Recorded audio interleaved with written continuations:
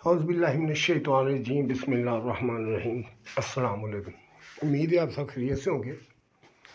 ابھی تھوڑا میں سن رہا تھا، انڈیا کا کچھ چینل تھا تو وہ پاکستان کے نا پروٹیسٹ کرنے کی وجہ بتا رہے تھے، تو میں نے بند کر کے میں نے کہا چل جو میرے تھاٹس ہیں میں بتا دیتا ہوں۔ سب سے پہلے تو ایک غلط فہمی تھی ہمارے ذہن میں کہ ہمیں کوئی کام کرنے نہیں دیتا، انگریز ہمارے خلاف ہیں، وہ ہندو اس کی وجہ ہے، اس کی میجورٹی زیادہ ہے، ہم اکیلے ہوں گے تو صحیح کریں گے۔ اب بھی کوئی وجہ ہے، جیسے اب ہم بلیم کر رہے ہیں ایک دوسرے کو، تب بھی ایسے ہی تھا۔ تو اللہ تعالیٰ نے کہا چلو ٹھیک ہے آ جاؤ، مل گیا۔ آپ بتائیں کیا ہوا ہے؟ وہ غلط فہمی دور ہوئی کہ ابھی بھی کوئی ہے؟ نمبر ایک تو یہ وجہ تھی اس کی کہ اللہ تعالیٰ نے وہ آپ کا وہم دور کرنا تھا کہ آپ جہاں پہ بھی ہیں آپ مسلمان ہیں، ڈیلیور کریں۔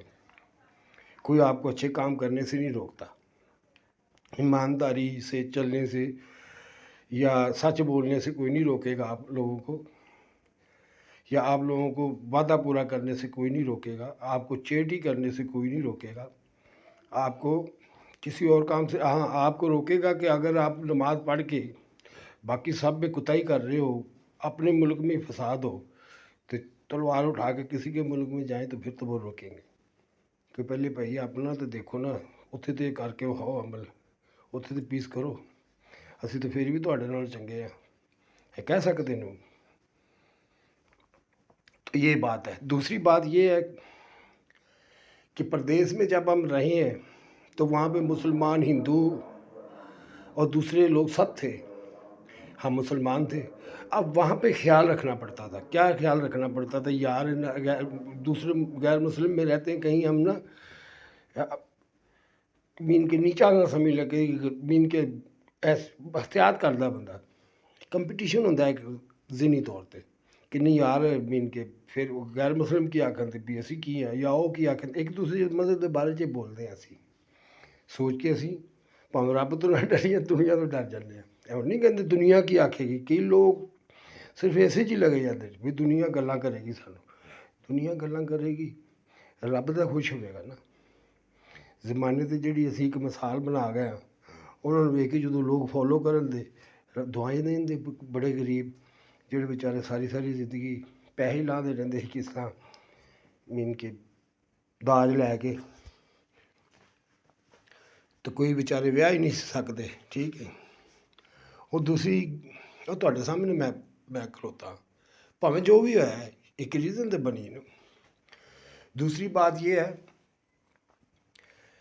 کہ جب ہمیں کوئی اینمی نہیں ملی نا یا کمپٹیشن نہیں تھا تو ہم نے اپنے ہی ایک دوسرے کے گروپ تقسیم ہونے شروع ہو گئے، وہ ریزن ایک دوسرے کو بلیم کرنا شروع ہو گیا، وہ پھر ہمارے گروپ بنتے گئے، وہ ڈیوائیڈ ہوتے گئے۔ ہم جب وہ ڈیوائیڈ ہوتے گئے اور کام خراب ہو گیا۔ اب کیا ہوا؟ ترقی شروع کی ڈولتے لیکن کچھ ایسا ہوا 1971 میں کہ ایسی مس انڈرسٹینڈنگ تھی اور ایسی غلطی تھی، دونوں کی لگا لیں، کہ وہ ایک نا ان کے ملک بھی گیا اور اس کے بعد پھر تھوڑا چلا ملک۔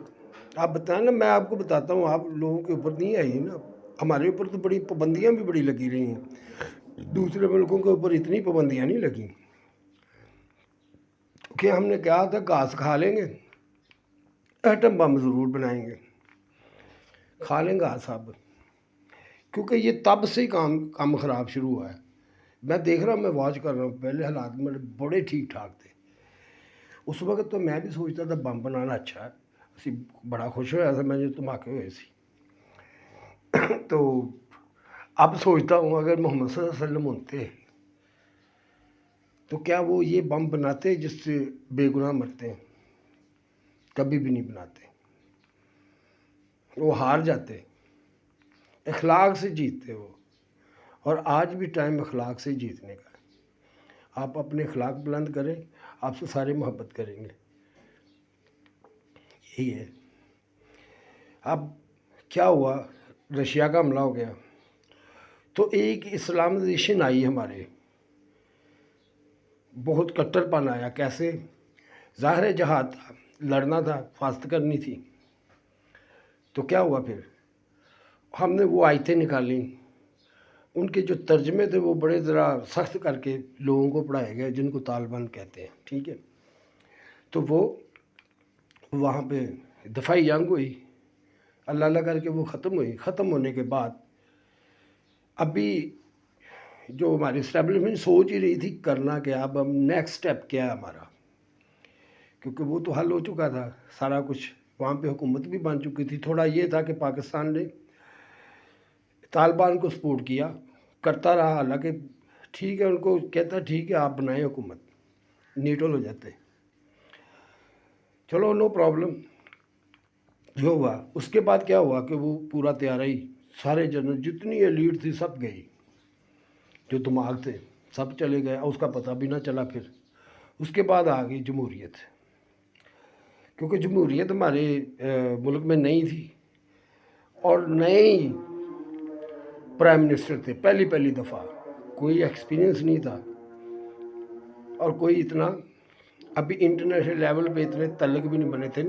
بے نظیر کے تو تھے، لیکن اس کے بعد ہمارا ملک نیچے جانا شروع ہوا ہے، پیسے جو ہے نا وہ چڑھنے شروع ہو گئے ہمارے اوپر. اور ساتھ ہی یہ ہوا کہ وہ جو ایک انتہا پسندی تھی جو آئی ہوئی تھی، وہ جہاد کی وجہ سے وہ پھیلتی جی گئی ہمارے ملک میں. اس کا پراپر ہم نے بیٹھ کے اس کو ہم نے واضح نہیں کیا، اور اس سے اوپر کیا ہوا کہ ہم بن گئے لیڈر، کہ ہم اسلام کے قلعے ہیں، ہم نے اسلام کو لیڈ کرنا ہے ہم نے، اور جنگ لڑنی ہے مسلمانوں کے لیے. اور اس میں سب سے زیادہ جو اسٹرانگ ہے وہ پاکستانی ہے، اس کو قلعہ بولتے ہیں. یہ کنسیپٹ تھا. اس کے لیے کیا چاہیے تھا ہمیں؟ یہی چاہیے تھا ہمیں کہ ہم بزنس نہیں کریں گے، ہم فائٹ کریں گے. اسی وجہ سے بارڈر نہیں کھلے.